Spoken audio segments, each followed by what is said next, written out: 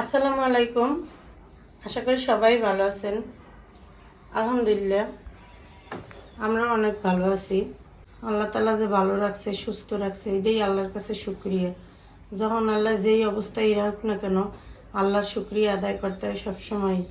আল্লাহ আমাকেও বাঁচাইয়ে রাখছে, খাবার দিতে এসে, তারপরে চলার ক্ষমতা দিছে, এইটাই আল্লাহর কাছে লাখো কোটি শুকরিয়া।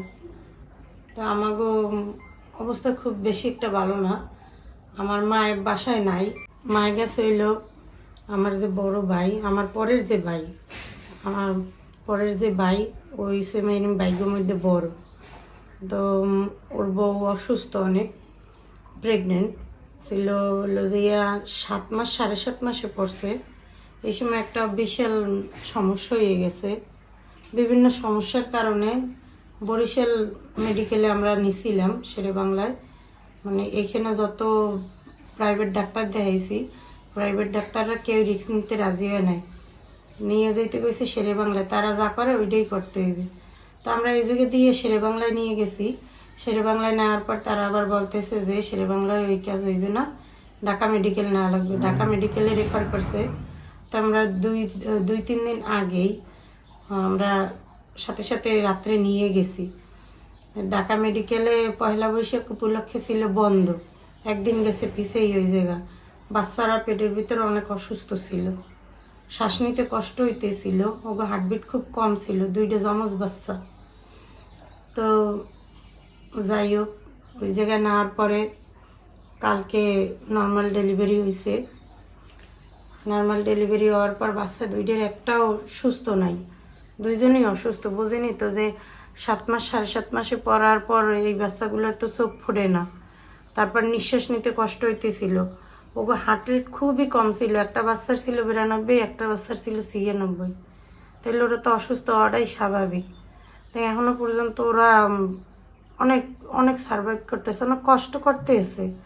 ওগো এনআইসিতে রাখা হয়েছে, সাথে সাথেই 2টা বাচ্চা 2টা এনআইসিতে রাখা হয়েছে।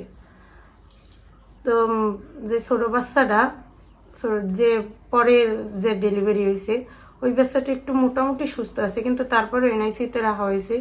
ওর অবস্থাও খুব একটা ভালো না, ওর অবস্থাও আশঙ্কাজনক। আর বড় বাচ্চাটা তো ভালোভাবে অক্সিজেন টানেই না, অক্সিজেন টানে আবার ফালাইয়ে দেয়।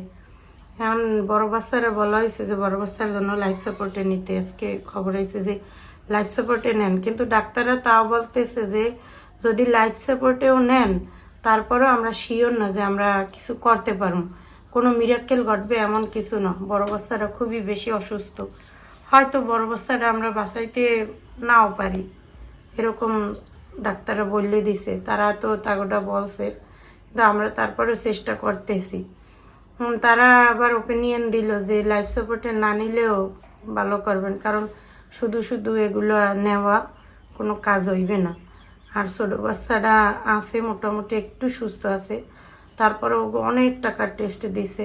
আমরা মধ্যবিত্ত ফ্যামিলি, আমাকেও তো এত সামর্থ্য নাই যে এই এত এত খরচ করার মতো, যে এত খরচ করবো, এত খরচ করার মতো তো সামর্থ্য আমাকেও নাই। তারপরও চেষ্টা করতেছি চারিদিক দিয়ে সবাই। আমার বাইরের তো সর্বস্ব সব কিছুই শেষ করে দিছে, যা যা ওর শখের আসছিল সব কিছুই শেষ করতেছে, খালি এই বাচ্চা 2টা বাঁচানোর জন্য, মায়েরও সুস্থ রাখার জন্য।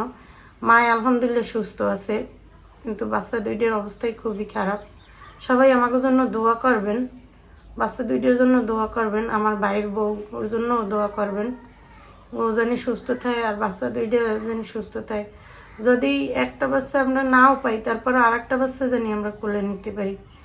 সবাই দোয়া করবেন, আমাকে পাশে থাকবেন। আমার পাশে রাফসানের আব্বু আর আমাকে পাশে সবাই চলে গেছে।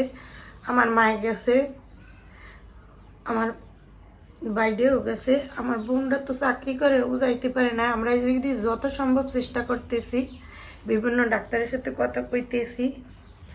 আমার পাশে থাকবেন সবাই, দোয়া করবেন বাচ্চা 2টার জন্য, ওকে জানি আল্লাহ ফিরেইয়ে দেয়। আমরা সর্বোচ্চ চেষ্টা করতেছি, ডাক্তাররাও চেষ্টা করতেছে, আমাকে যার যেই জায়গায় যা আছে সব কিছু দিয়ে আমরা চেষ্টা করতেছি। আপনাদের কাছে খালি দোয়া চাই, আপনারা দোয়া করেন ওগো জন্য। তো সবশেষ কথা হয়েছে যে আল্লাহর উপরেই ভরসা। আল্লাহ মানুষের জন্য যাই করে, আল্লাহ তার বান্দার জন্য যা কিছুই করে বান্দার ভালোর জন্যই করে। আল্লাহ হয়তো ভালো কিছু, এর থেকেও ভালো কিছু ভাববে রাখছে আমাদের জন্য, হয়তো এইটা আমাদের জন্য পরীক্ষা নিতে আছে আল্লাহ।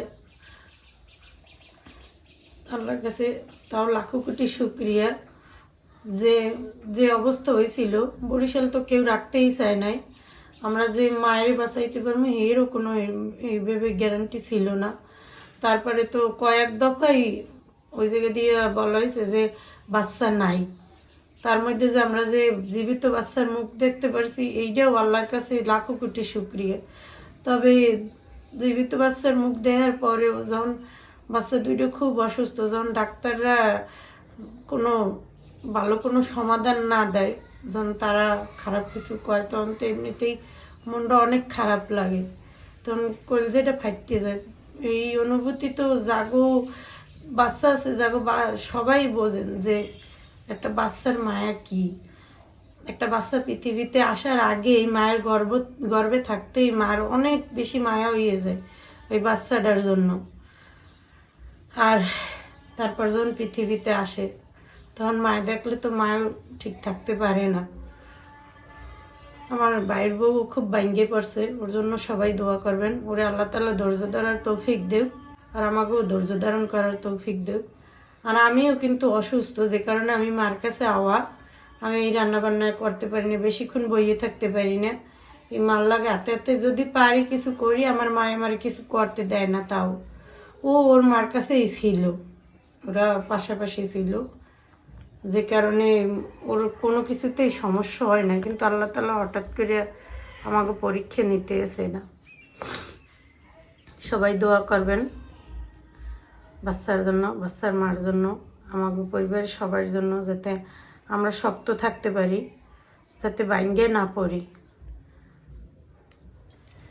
তো মন টনও ভালো নাই, আর শরীরটাও বেশি ভালো না। আমার শরীর ভালো না, এই জন্যই তো জানেন আপনারা যে আমি বরিশালে আইছি। আর শরীর ভালো থাকলে তো আর আমার বরিশালে আওয়া লাগতো না। ডাক্তার আমার বেড রেস্ট নিতে কইছে পুরোপুরি। কি করার আছে, মায় তো বাসায় নেই, খাওয়া দাওয়াও লাগবে। বোনটা আছে ডিউটিতে গেছে, অফিসে গেছে, ওরও তো অফিস করা লাগবে, যে কারণে ও চলে গেছে। হ্যাঁ, আমি এই রান্নাবাড়া করে নিতেছি। এটা আফসানার আব্বু আমার সব কিছু গুছিয়ে গেছে, দিছে সব কুট্টি কেটে দিছে। তো রাঁধতে পারে না, নাহলে হেই রাঁধতো। এবারও কইছিল যে দেও আমার কই দাও, আমি রান্ধি। আমি কই না, তোমার কই দিম ততক্ষণে আমি রান্ধি এলাই। এই যে আমি কচুরলতি নিছি, আজকে এই আলু দিয়ে কচুরলতি রান্না একেবারে সাধারণভাবে। আর ডিম সেদ্ধ করে নিছি, ডিম বুনমনে আলু দিয়ে কুচাইয়ে লইছি। আলু ভাজির মতো করে কুচাই নিছি আলু, ওই দিয়েই রান্নু ডিম। কচুরলতি মাছ কিছু বহাই দিব। কচুরলতি আগে কড়াইতে দিয়ে দিলাম,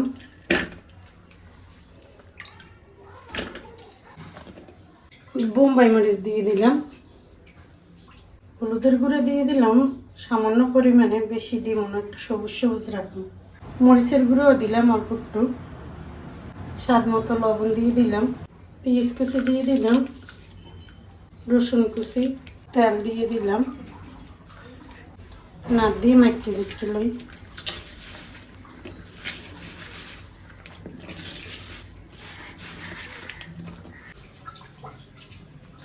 লতি মাইকে নিছি, আর পরিমাণ মতো পানি দিয়ে চুলে বয় দিম। পানি দিয়ে দিলাম,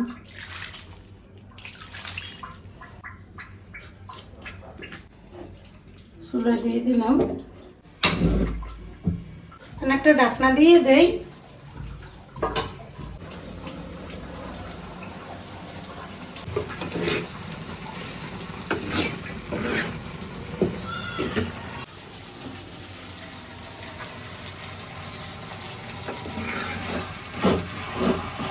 এই তো কচুরলতি হয়ে গেছে, কচুরলতি নামাইয়ে ডিমটা ভুনে বয় দিই।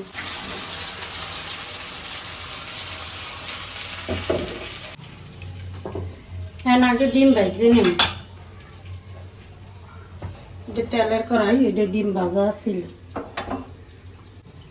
কড়াইতে তেল দিয়ে দিলাম,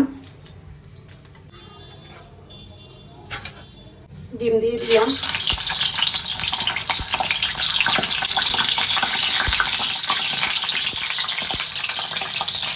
একটু লবণ দিয়ে দিলাম, হলুদের গুঁড়ো দিয়ে দিলাম। তাহলে ডিম ভাজবো।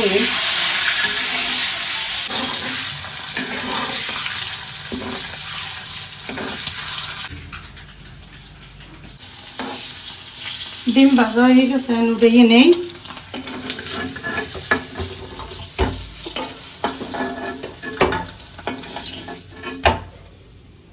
এর মধ্যে আমি ডিম বুনো বয় দেবো। পেঁয়াজ কুচি দিয়ে দিলাম, আদা রসুন বাটা, জিরে বাটা,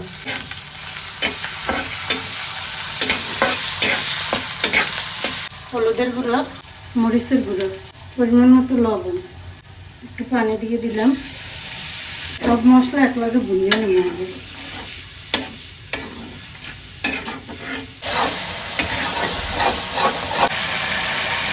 মশলা ভুনা হয়ে গেছে, আমি আলু দিয়ে দেবো।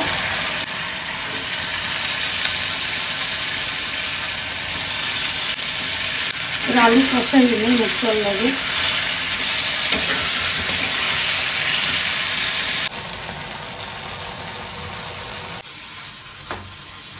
আলু সুন্দর করে কষাই নিছি, আমি একটু জল দিয়ে দেবো। জল দিয়ে জলটা উতলে উপর দিয়ে ডিম দিয়ে দেবো।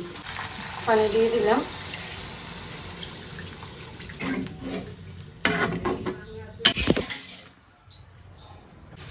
জল উতলে গেছে, আমি ডিম দিয়ে দেবো।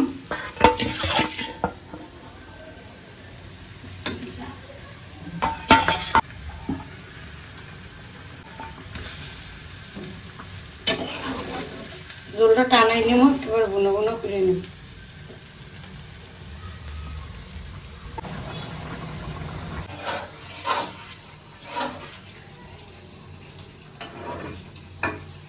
এই তো আলু দিয়ে ডিম বুনো করা হয়ে গেল, রান্না করা শেষ হয়ে গেল আমার। আলু দিয়ে এরকম করে ডিম বুনলে এটাও অনেক মজা হয় খাই। আলহামদুলিল্লাহ, দুপুরে খাবার খাইতে বসলাম।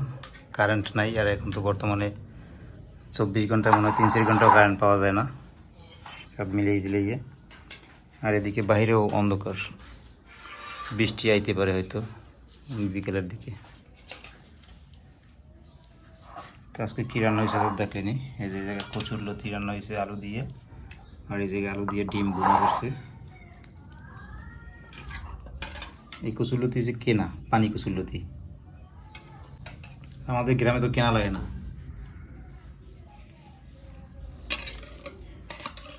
আজকে যে একটা ছেলে কচুরলতি নিয়েছে, এই যে সামনে দিয়ে।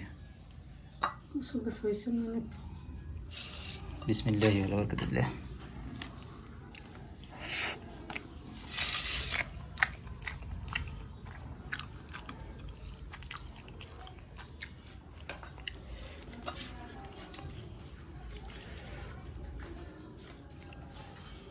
কচুরলতি ভালোই হয়েছে।